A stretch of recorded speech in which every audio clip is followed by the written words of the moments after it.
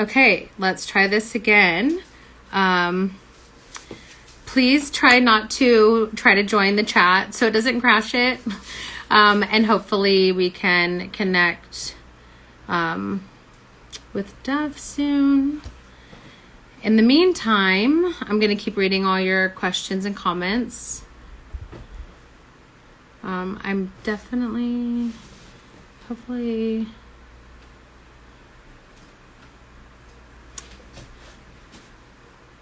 By the 400th time I do this, I might get it right. I'm just waiting for the requests to come in. From Dove, not, let's see. The cast is great. I mean, we're doing some press this week, as a lot of you have seen online. I wonder, am I allowed to? I feel like I'm just talking to myself because I kind of am, but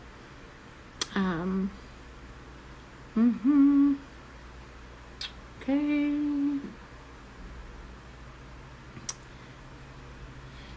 Okay, if Dove comments on the live. So it says, Dove, if you comment on the live, you'll be able to join. In the meantime, I'll keep checking the requests. Instagram should have like a better system for this. We do have a date for the US.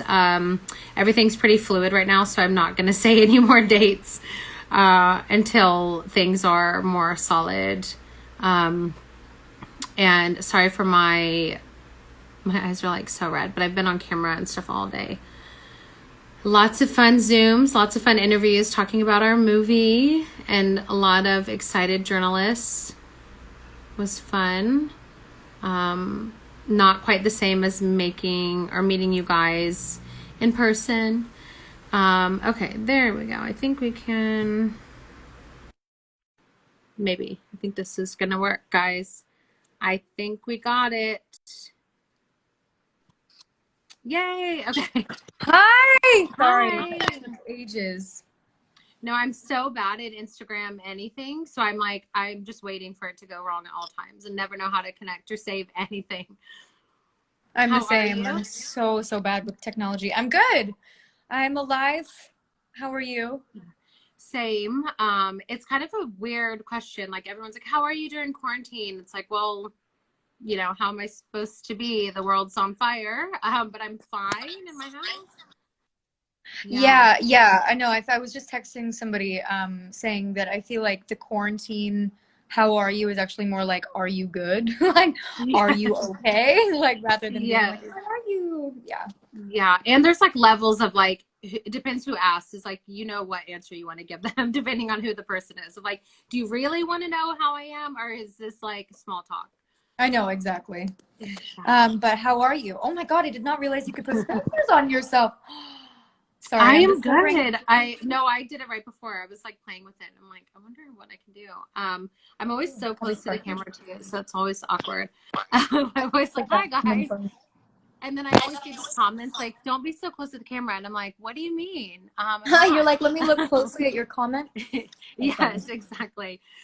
So thanks for going live with me to talk about your song and being in our trailer. Yeah, thank you so much for going live with me. I'm so excited to speak to you for the first time. Basically, like, nice to meet you. Nice to meet you. I know, it's such a weird world where we all feel like we like know each other, but we don't. Yeah. Yeah, I got some questions. I'll try not to be too boring, so we'll just kind of like rip off You could them. never be boring. So first, can you describe We Belong in 3 facial expressions or words? Oh, facial expressions. That's hard. I'm also, this is so stupid because I'm an actor, but I get really self-conscious on camera. Like, if I'm holding it, I'm like, oh God.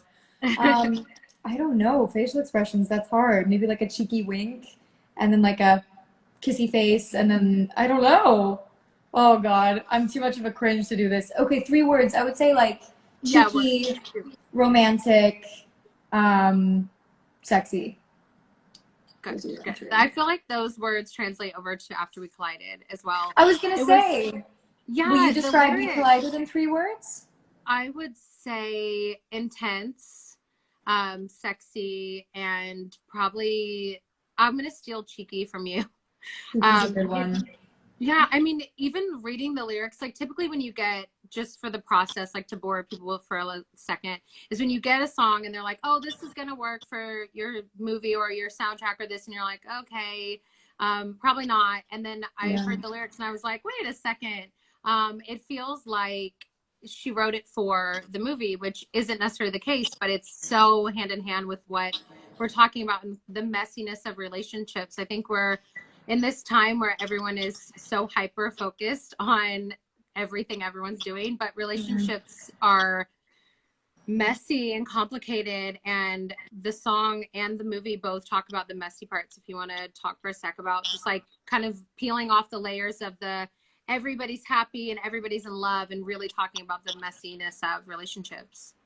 Yeah, it's a hard one because, you know, relationships are so interpersonal, obviously, and so varied and different from, you know, one person in a relationship. The next time they're in a relationship, it's entirely different, even if it's that same one person. So I feel like, you know, so much of it is chemistry, chemical, and then like your own individual, that individual. I have such a hard time speaking about sort of like more intense relationships, which is kind of the only relationships I've ever experienced. Because it's just really hard. It's like, unless you're in that relationship, you can't always relate or understand fully. But I think that a lot of relationships, especially when people are young, and especially when you have sensitive people and when you have artists, but again, especially when you're young, like, I don't know almost anybody who, peer-wise and friend-wise, who hasn't been in like a really intense, hot and cold, highly romantic, push and pull kind of relationship. And yeah, I mean, I think by nature they're really messy. Yeah, I mean, I would agree. I pretty much only write about really messy relationships, with which obviously opens up a lot of criticism. But you know, if people were writing and making music and making movies about just two perfect people not making any mistakes, we wouldn't really have any art. So I like reading about and watching more messy kind of relationships. And they, you know, they're people when you're young. It's so, I've literally been married like half of my life. So sometimes I forget how like that young love and like crazy, like every little thing, you hang on every word, and every fight is this big thing. And I think people forget that. And so songs like We Belong and movies like After We Collided and just tons of other Normal People, like all of these great things show the realness. Are you finding yourself, I'm going to skip around because now I feel like I don't need the questions, but are you finding yourself more, is it harder to create during quarantine, or is it easier, or is it both? Is it up and down? I mean, I don't know about you, because obviously you are also, I write songs and you write incredible books. I mean, so my only real creating that I can do from home is writing. I'm not skilled with like Pro Tools, or what's the new one, like Ableton or whatever. People are gonna be like, that's not what it is. But I'm not skilled with actually producing my own music at home yet. Yeah. And I kind of, I guess, I don't know about you, but I anticipated lockdown to be more, like, I thought it was going to be more, I was going to be like, wow, I'm really in my creative juices. Yeah. Like, Yeah.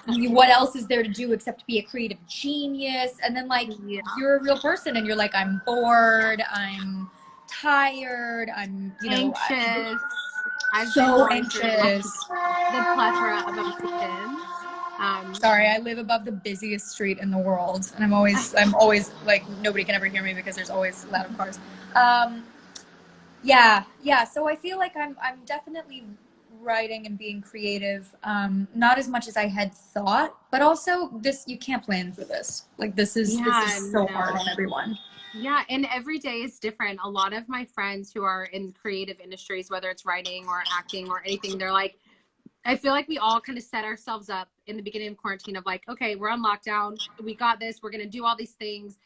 And it's like, there's so much happening in the world that it's just, it was kind of a naive gesture that we all, and a very ambitious thing of like, I thought, oh, I'm going to write. I've actually been able to spend time with my family a lot more than usual, because usually I have to go on book tours and all these things, which I love doing. But my son has special needs. And so any time with him is like very special and very sacred. And I travel so much and stuff. So it was really, I feel very selfish in the way that quarantine has been good for me in that way. I don't, it's such a complicated thing because I thought, you know, I'm going to write 3 books. I'm going to be so inspired. I'm going to write one about this. And then I saw some authors like literally writing whole books, and then you compare yourself to other people, and it's just like a cycle and a spiral of anxious, like anxiety.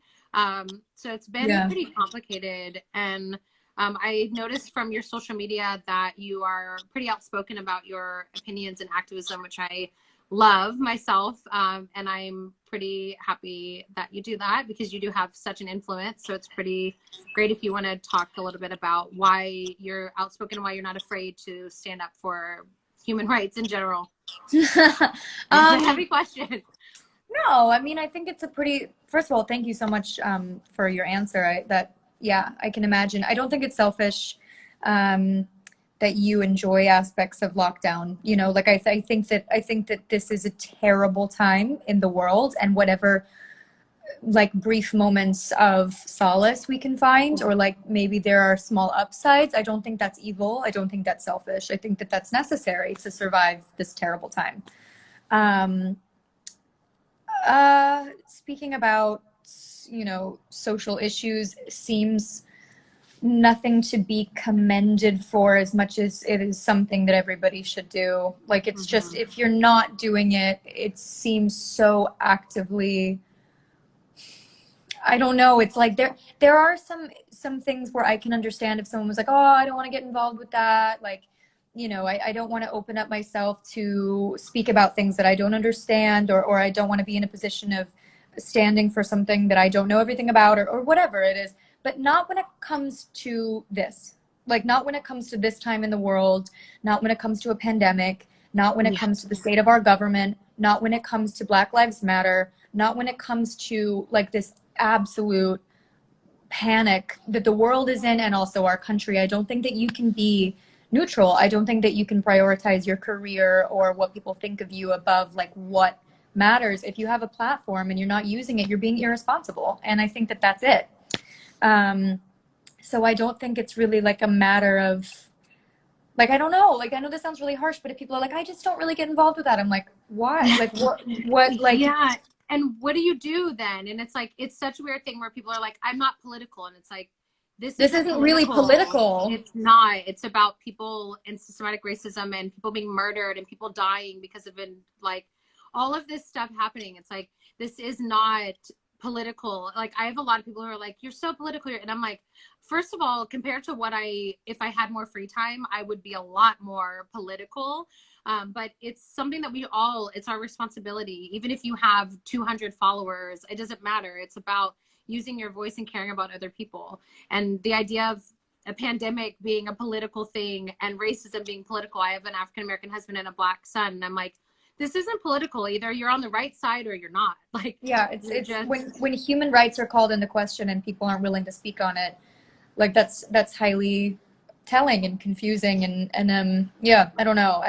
I don't think it's a matter of like, why is it important to me as much as it is like, why isn't it important to everyone? Like, I don't know. Yes. Kind of feels like it's obvious. Yeah, it should be. It really, honestly should be. Let's see. What else can I ask you? I feel like there's a million things. Let's see I already asked you how you've been. Are you in LA during this, or are you? Yeah, I am. Where are you? In LA, yeah. You're in LA? Okay. What part? Well, I'm like asking you where you live. No, like Studio City area, but not, okay, I won't be more vague than that or more specific than that. But yeah, I mean, my neighborhood's pretty quiet, but there's been a lot of people like walking around and stuff, and I'm just still like in heavy lockdown. Like, we went camping as a family, like isolation camping, like we weren't by people. That's so fun. It was really fun. And my son hasn't left the house since March.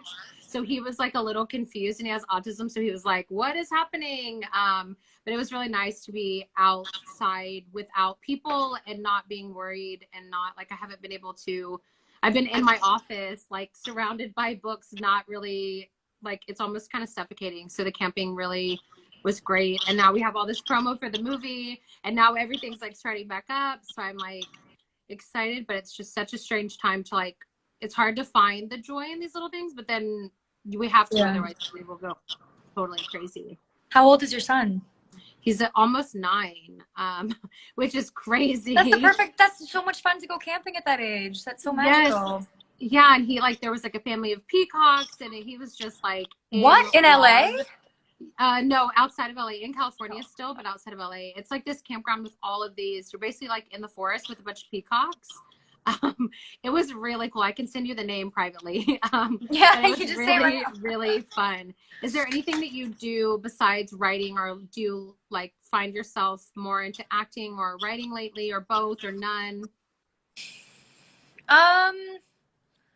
It's so funny. I feel like I'm doing nothing with my days, but then at the end of it, I will have like done so much, but it's not even like I could tell you what that is. I feel like I'm working so much, if that makes any sense. Like there are hardly anything's filming right now, which I think is smart. Like the things that are filming right now, I'm like, for what? Like, I don't understand. I'm like, well, I know that like the world needs more content, but like, for who? For what? Like we're fine. But besides writing, I'm obviously like reading a lot of scripts. I'm developing a bunch of stuff that like hopefully I'm going to be producing myself and starring in and things like that. So like it's like detail stuff. Like I think a lot of people don't know how much like daily kind of like office stuff goes into being an actor. Like I'm just making calls and doing paperwork and reading things and sending that and like doing tapes and videos, and it's quite like a job. So I'm able to kind of do that from home and you know kind of try to like work out or stretch and then like read and learn French and just like stuff.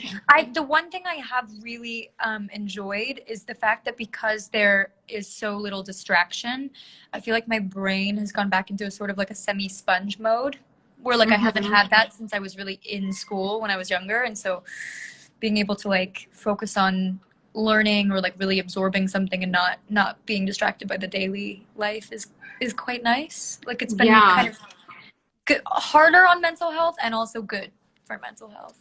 Yeah, I feel like me and a lot of my friends have been kind of going through like almost like a crisis mentally, but not in a bad way necessarily, but just like having so much time with yourself, especially when in any creative and entertainment industry, you're constantly bustled from person to person and place to place and hotel to hotel, and really like sitting alone with ourselves, at least for me and my friends, has been great but very challenging, and like realizing a lot of things about ourselves and our friendships and our families. And like it's been a lot of like interpersonal reflection and like or I could have just said self-reflection, but a lot of reflection and like dissecting things in my life and choices that we've made and writing. And it's just like I feel like at the end of this I would love to see what the kind of case study is on how overall it has affected this generation of people, and all the people that didn't get a graduation when their whole life they've been told like graduation's so important, and then in reality it's like I've been out of high school for